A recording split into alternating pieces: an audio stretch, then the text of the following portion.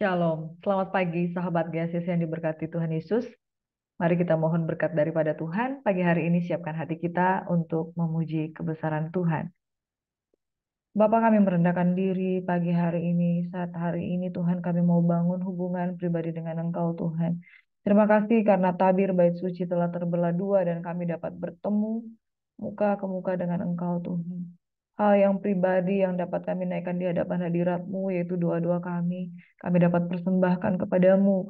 Bapa di surga, berbicaralah bagi kami pada pagi hari ini sepanjang hari ini dalam anugerah Tuhan. Kami tidak mau berjalan sendiri, dan biarlah Engkau yang mengawali segala sesuatu di dalam kehidupan kami, dalam pertolongan dan pengasihan-Mu. Dalam nama Yesus Tuhan, urapan baru mengalir atas kehidupan kami. Biarlah bait suci-Mu Tuhan dipenuhi dengan kuasa Roh Kudus. Demi nama Yesus Tuhan, kami siap memuji dan menyembah Engkau. Haleluya. Amin. Mari umat yang diberkati oleh Tuhan Yesus Kristus, mari kita siapkan hati kita untuk sama-sama memuji kebesaran Tuhan. Mari angkat hatimu di hadapan Tuhan. Serukan haleluya. Oh, haleluya.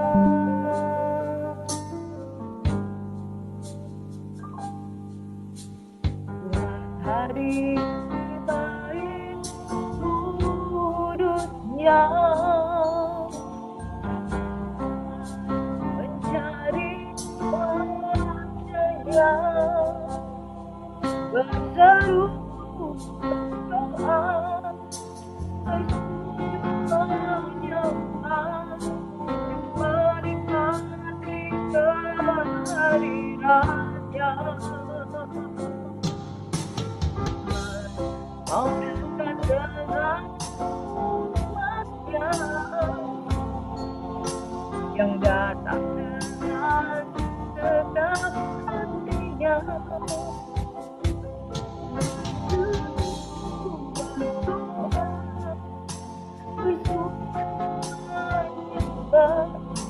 Dan menikmati kehadirannya.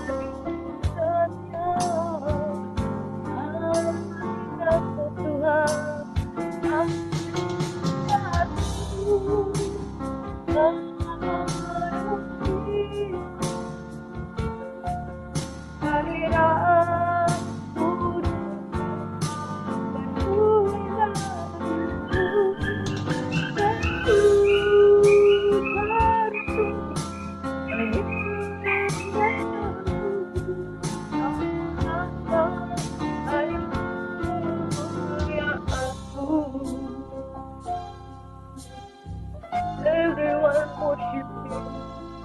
Everybody come worship Him. Oh, Jesus. Harta dan umatnya yang datang dengan segenap hatinya, berseru berdoa,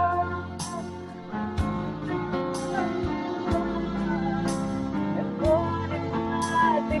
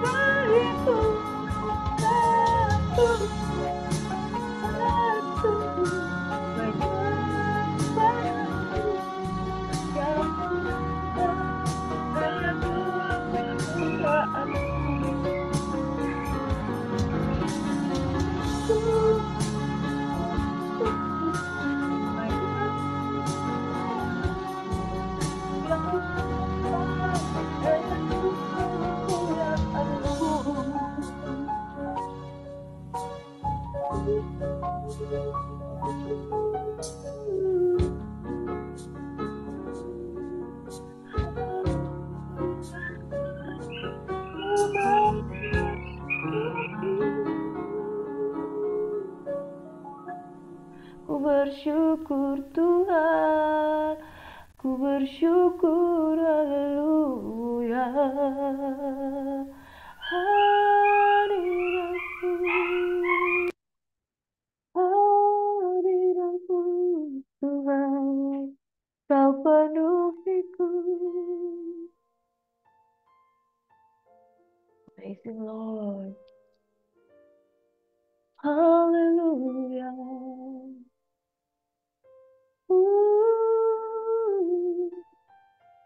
Terima kasih.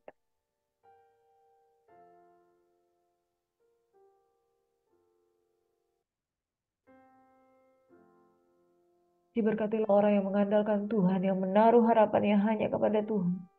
Diberkatilah orang yang berlindung di dalam naungannya, yang duduk diam tinggal di dalam hadiratnya yang kudus, yang bernaung dalam naungan yang maha kuasa. Yang akan berkata, engkau kubu pertahananku, kota bentengku, menara perlindunganku, aku tidak akan goyah. Di bait-Mu yang kudus Tuhan, biarlah tubuh kami disucikan. Hadirat-Mu memberikan kami kekuatan. Yes Lord. Oh haleluya.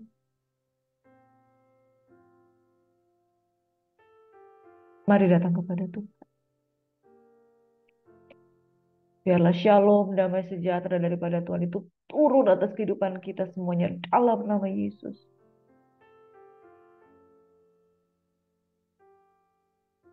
Firman Tuhan berkata pada pagi hari ini, kesusahan sehari cukuplah untuk sehari. Pada pagi hari ini mungkin saudara bangun dengan tubuh yang sakit, pikiran yang banyak persoalan, pikiran yang menghitung apakah besok saya masih bisa hidup dengan penghasilan saya yang ada pada hari ini. Saudaraku yang diberkati oleh Tuhan Yesus Kristus, Matius 6 berkata, kesusahan sehari cukuplah untuk sehari. Carilah dulu kerajaan Allah dan kebenarannya, maka segala sesuatu akan ditambahkan kepadamu. Saudaraku yang diberkati oleh Tuhan Yesus Kristus, tubuh kita adalah bait Roh Kudus. Dia berdiam di dalam kita.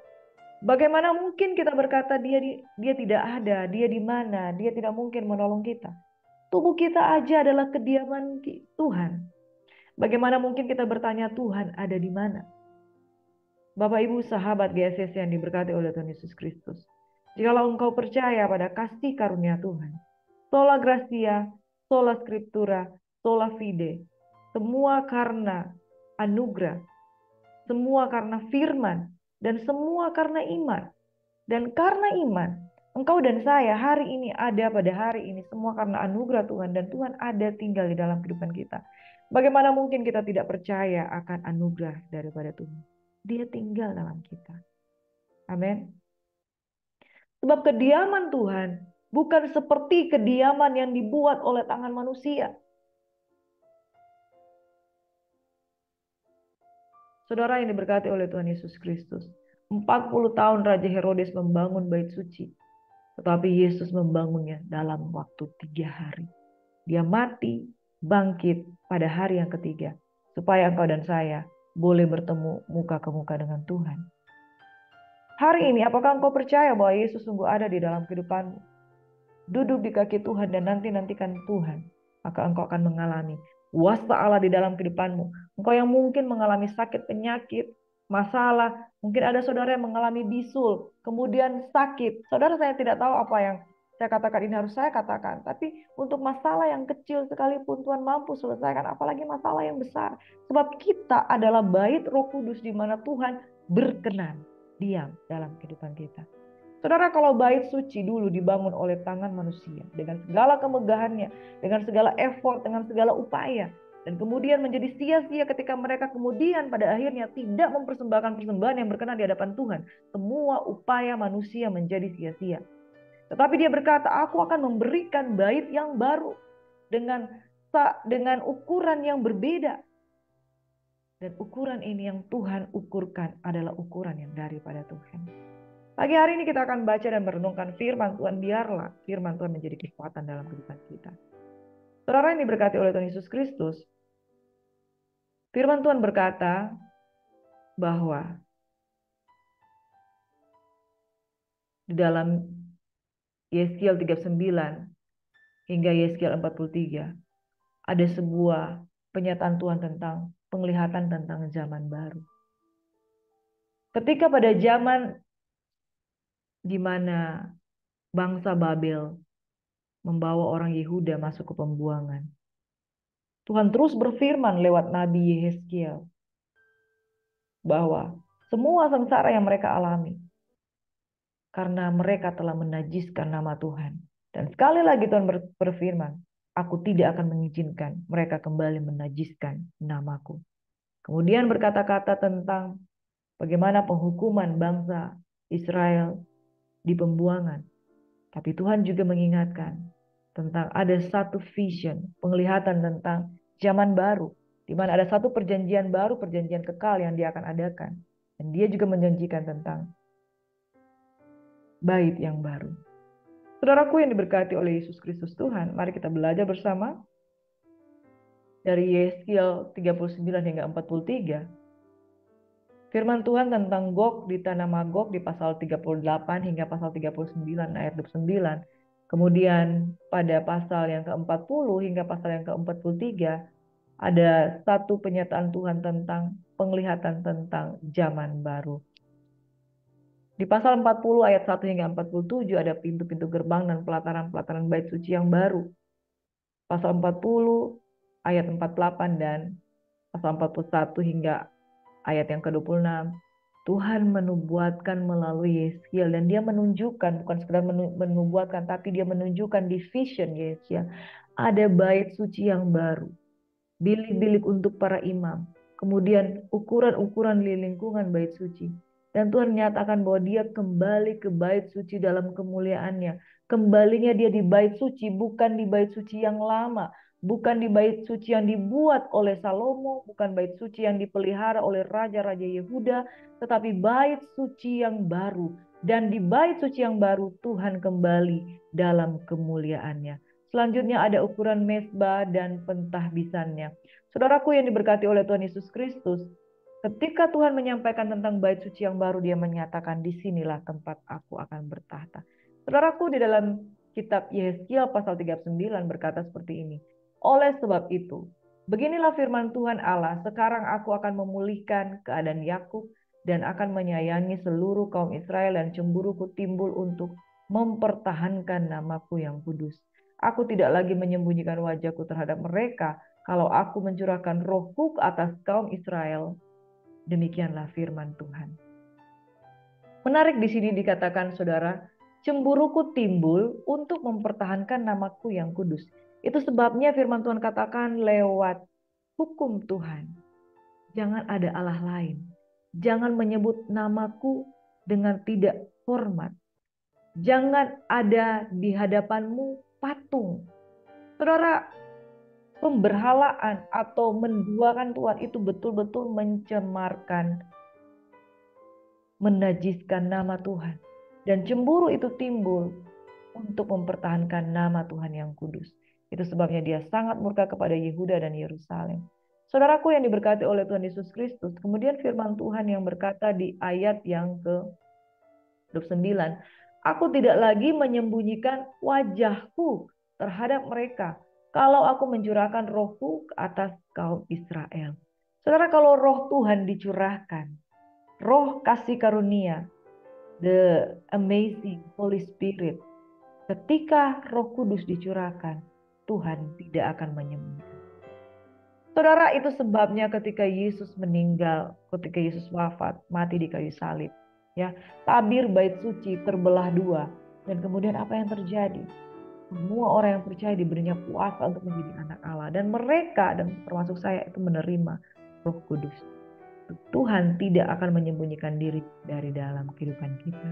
Amin. Luar biasa saudara.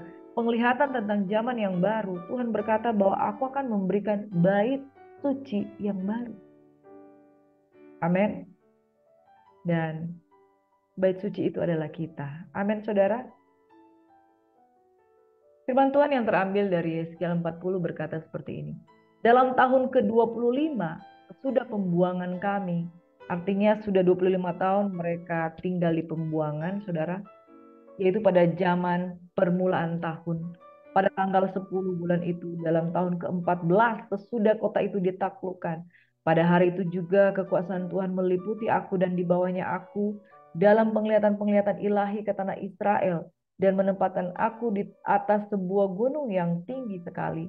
Di atas itu di hadapanku ada yang menyerupai bentuk kota.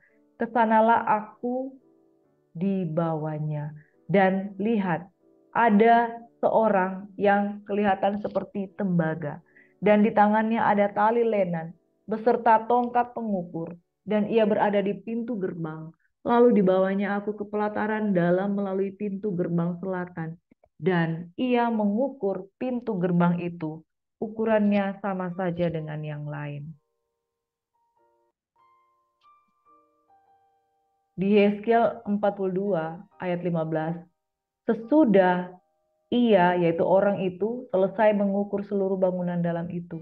Ia mengiring aku menuju pintu gerbang yang menghadap ke sebelah timur, lalu mengukur sekeliling lingkungan bait suci itu.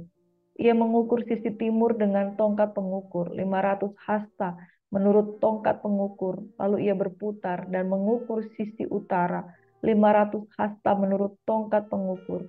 Ia berputar lagi keempat sisinya diukur. Sekeliling lingkungan itu ada tembok, panjangnya 500 hasta dan lebarnya 500 hasta yang untuk memisahkan yang kudus dari yang tidak kudus. Ya, ini dari Yeskiel 42 ya, Saudara.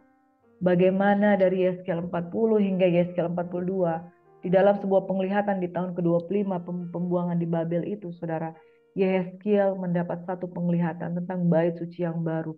Dan ukuran bait suci ini itu beda. Hasta ditambah satu tapak. Jadi ukuran yang dipakai itu ukuran yang berbeda dibandingkan ukuran yang sebelumnya. Saudaraku yang diberkati oleh Tuhan Yesus Kristus, kalau kita baca di dalam Yeskiel 43 ayat 10 berkata begini. Maka engkau, hai anak manusia, terangkanlah kepada kaum Israel tentang bait suci ini agar mereka menjadi malu, menjadi kesalahan-kesalahan mereka. Juga bagaimana bait suci itu kelihatan dan rancangannya. Saudaraku, ketika bangsa Israel ada di pembuangan dan mereka kehilangan bait suci, Tuhan memberikan bait suci yang baru di dalam penglihatan Yeskiel. Dan di ayat yang ke-10 dikatakan agar mereka malu melihat kesalahan-kesalahan mereka. Makanya Tuhan memberikan sebuah rancangan bait suci yang baru. Sebuah rancangan bait suci yang mengalahkan rancangan bait suci yang sebelumnya. Yang diagung-agungkan oleh bangsa Israel. Tapi mereka tidak dapat menjaga bait suci yang mereka buat pada waktu itu. Di dalam Yeskiel 43 ayat yang kelima. Pertemuan dengan Yeskiel itu bukan saja seorang manusia yang digambarkan dia mengukur bait suci yang baru. Saudara, tapi dia melihat juga pribadi Tuhan. Roh itu mengangkat aku dan membawa aku ke pelataran dalam. Sungguh bait suci itu penuh kemuliaan Tuhan. Lalu aku mendengar dia berfirman kepadaku dari dalam bait suci. Orang yang mengukur bait suci itu berdiri di sampingku dan ia I besar atau Tuhan, ia berfirman kepadaku, hai anak manusia, inilah tempat tahtaku. Inilah tempat tapak kakiku. Disinilah aku akan diam di tengah-tengah orang Israel untuk selama-lamanya. Dan kaum Israel tidak lagi akan menajiskan namaku yang kudus. Baik mereka maupun raja-raja mereka dengan persundalan mereka atau dengan mayat raja-raja mereka yang sudah mati. Saudaraku yang diberkati oleh Tuhan Yesus Kristus, ketika di Yeskiel 43 ini Tuhan berfirman, dia menunjukkan sendiri kepada Yeskiel, inilah tempat tahtaku.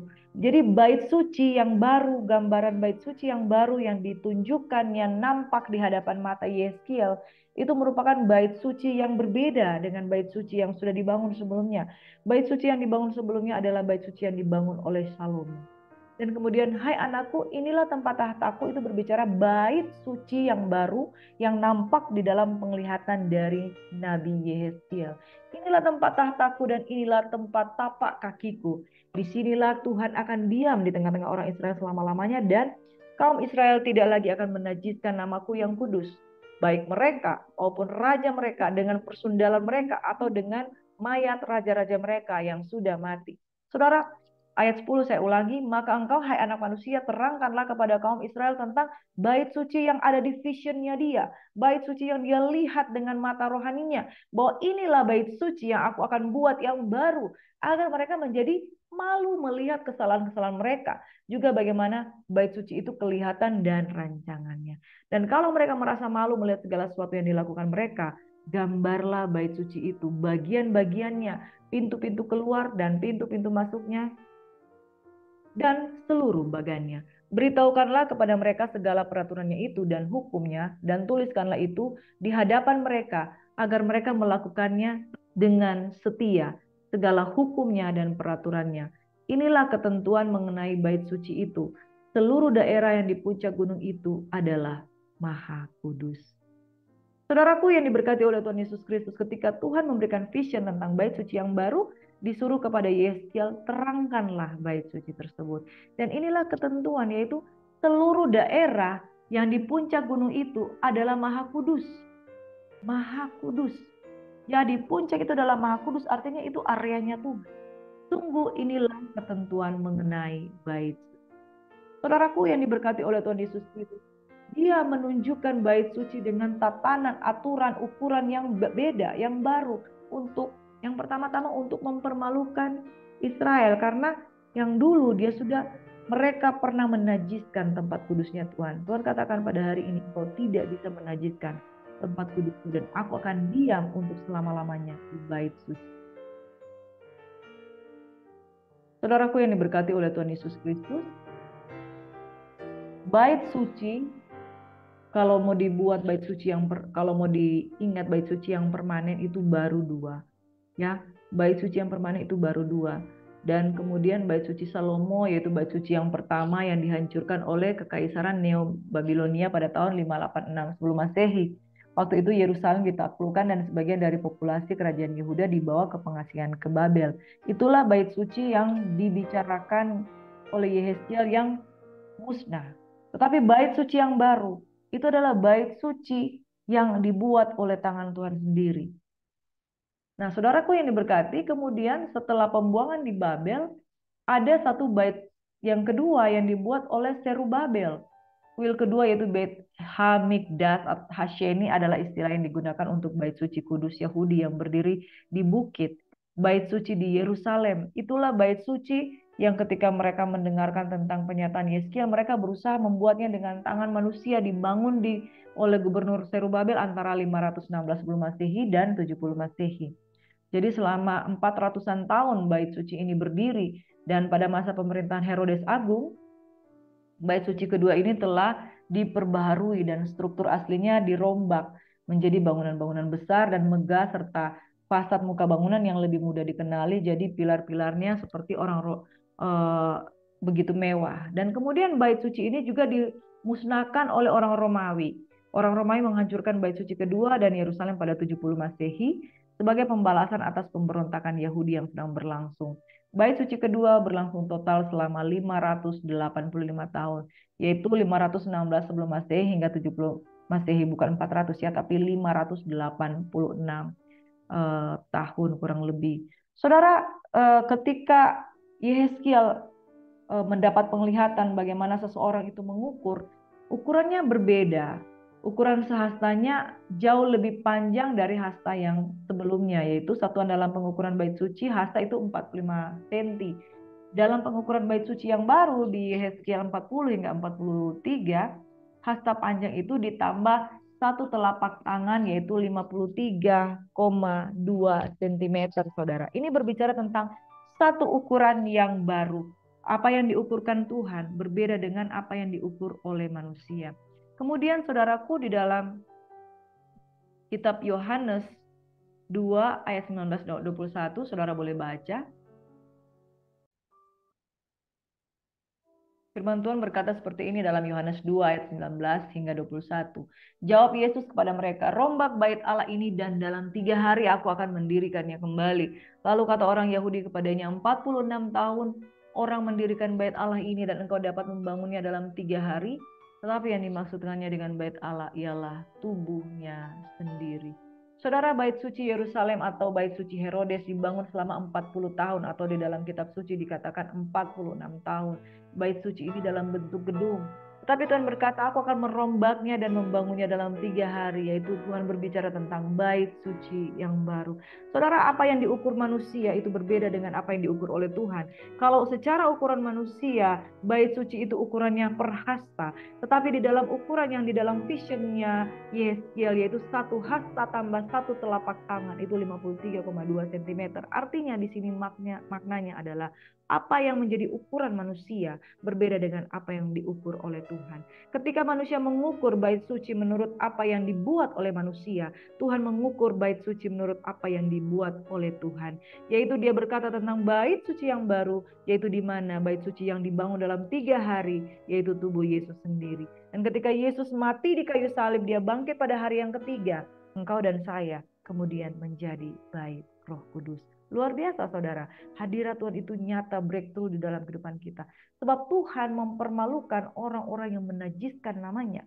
Dan kemudian dia berkata, janji pemulihan untuk Israel sesudah kamu mengerti mana yang kudus dan mana yang tidak kudus, supaya engkau mengerti mana yang maha kudus, engkau tidak akan lagi menginjak-injak namaku dan menajiskan namaku. Di sini Tuhan mencari orang-orang yang bersungguh hati kepada Dia dan memberikan anugerah kasih karunia supaya kita mengalami keselamatan di dalam Tuhan Yesus Kristus. Tubuh Yesus sendiri kemudian yang menjadi alatnya Tuhan untuk membangun bait suci. Tubuhnya terpecah-pecah bagi kita, tubuhnya tercabik-cabik bagi kita, supaya kita menerima tubuh yang baru, tubuh kemuliaan. Saudara, ini diberkati oleh Tuhan Yesus Kristus, bait suci yang baru berbicara tentang karya Kristus dalam kematian dan kebangkitannya. Saudaraku yang diberkati oleh Tuhan Yesus Kristus, bangunan yang dibangun oleh manusia itu hanya sifatnya sementara. Tetapi bait Roh Kudus, yaitu tubuh kita, tempat kediaman Tuhan, itulah yang kemudian akan menerima tubuh kemuliaan pada waktu kita berkemenangan, saudara.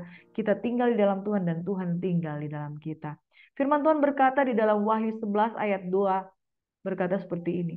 Tetapi kecualikanlah pelataran bait suci yang di sebelah luar. Janganlah engkau mengukurnya, karena ia telah diberikan kepada bangsa-bangsa lain, dan mereka akan menginjak kota suci 42 bulan lamanya. Saudaraku yang diberkati oleh Tuhan Yesus Kristus, ketika firman Tuhan dinyatakan melalui Nabi Yeskiel tentang seorang yang mengukur bangunan bait suci, dia mengukur dia mengukur, saudara, bangunan-bangunan bilik-bilik yang ada di dalamnya.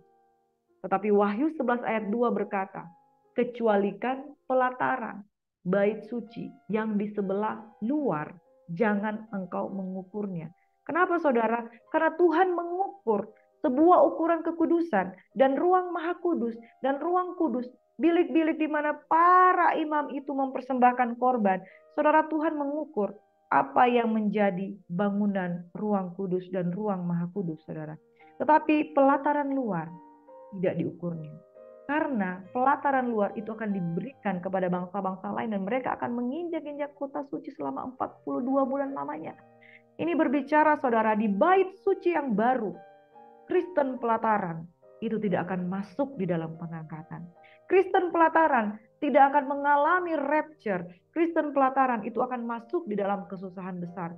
Orang yang hidupnya cuman Kristen main-main, itu akan mengalami yang namanya aniaya besar.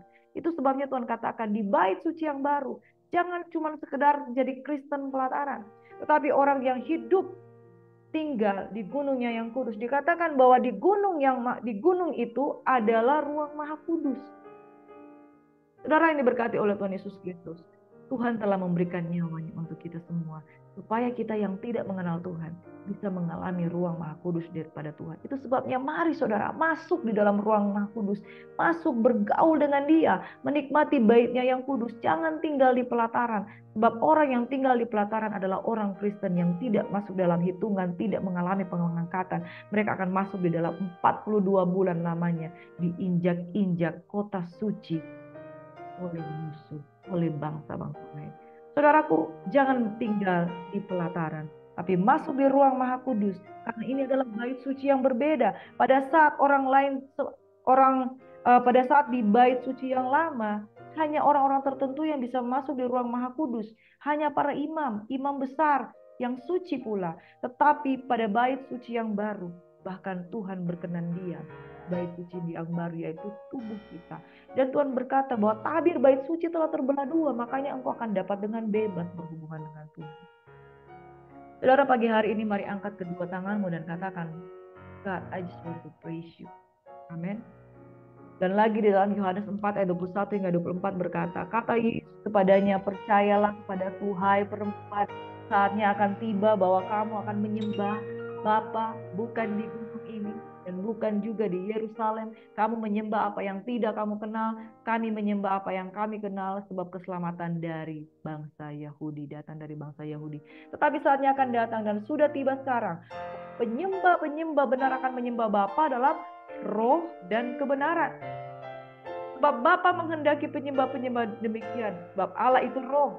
Dan barang siapa menyembah dia, yang harus menyembahnya dalam roh dan kebenaran. Benar bukan saudara? Bait suci sudah diubahkan.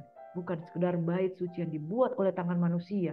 Di mana orang datang duduk menyembah di luar saudara.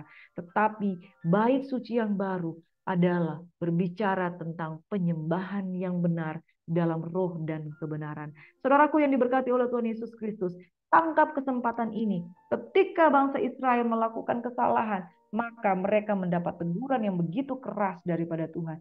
Dan kemudian kasih karunia berlaku untuk bangsa-bangsa lain yang tidak mengenal Tuhan. Dan hari ini bahkan Samaria itu bangsa Israel yang asing dengan bangsa Yehuda. Mereka tidak bergaul dengan bangsa Yehuda, bangsa Yahudi. Tetapi apa yang terjadi saudara? Bahkan dari bangsa-bangsa yang kafir sekalipun, kita semua dicangkokkan untuk dapat menerima keselamatan yang daripada Tuhan. Dan kita bisa menyembah Bapa dalam roh dan kebenaran. Kita bisa mengangkat tangan kita dan berkata, haleluya, ku mau memuji Tuhan, ku mau memujimu, ku selalu pujimu. Hadirat Tuhan nyata saudaraku pada pagi hari ini. Dan hadirat Tuhan berkata, percayalah kepadaku. Sudah tiba saatnya sekarang bahwa penyembah-penyembah benar akan menyembah Bapa dalam roh dan kebenaran. Amazing, amazing. Ya, hukuman Tuhan bagi bangsa Israel menjadi satu kemenangan bagi orang-orang yang diubahkan hatinya, yang mau menerima Yesus sebagai Tuhan dan Juru Selamat. Israel adalah bangsa pilihannya Tuhan. Ada waktu di mana mereka akan dibawa kembali dari diaspora. Dan saudara yang diberkati oleh Tuhan Yesus Kristus, ini kesempatan bagi kita. Tangkap kasih karunia Tuhan. Jangan biarkan kasih karunia Tuhan itu berjalan dengan sia-sia. Mari buka hati kita saudara. Saatnya sekarang kita menyembah Bapa dalam roh dan kebenaran. Ini saatnya bukan main-main saudara. Karena Tuhan berkata, aku tidak akan izinkan lagi bangsa Israel menajiskan namaku. Hal yang sama yang saya mau katakan kepada saudara sekalian. Tuhan telah memberikan namanya yaitu Yesus Kristus Tuhan. Jangan pernah kita najiskan dengan cara-cara yang tidak berkenan kepada Tuhan. Mari datang kepada Tuhan dengan sungguh-sungguh. Terima perjanjian yang baru daripada Tuhan. Zaman yang baru, bait suci yang baru. Dan bait suci itu adalah engkau dan saya. Amin. 1 Korintus 3 ayat 16. Tidak tahukah kamu bahwa kamu adalah bait Allah? Dan bahwa roh Allah diam di dalam kamu? Jika ada orang yang membinasakan bait Allah, maka Allah akan membinasakan dia. Sebab bait Allah adalah kudus. Dan bait Allah itu ialah kamu. Saudara, bukankah luar biasa firman Tuhan ini yang berkata, bukankah tubuhmu adalah bait Allah? Ketika Yehezkiel berbicara tentang bait suci yang baru, ternyata bait suci yang baru adalah tubuh. Itu sebabnya barang siapa merusak bait Allah, maka Tuhan akan membinasakan. Jangan main-main dengan tubuhmu, jangan rusak tubuhmu dengan rokok, jangan rusak tubuhmu dengan perkara-perkara yang membuat engkau dirusak tubuhmu, tapi izinkan Tuhan tinggal di dalam dirimu, berkuasa dan menjadikan engkau lebih daripada pemenang. Saudaraku, terimalah Roh Kudus, terimalah urapan baru. Tubuhmu adalah bait suci yang baru yang dijanjikan Tuhan melalui Nabi Yesaya.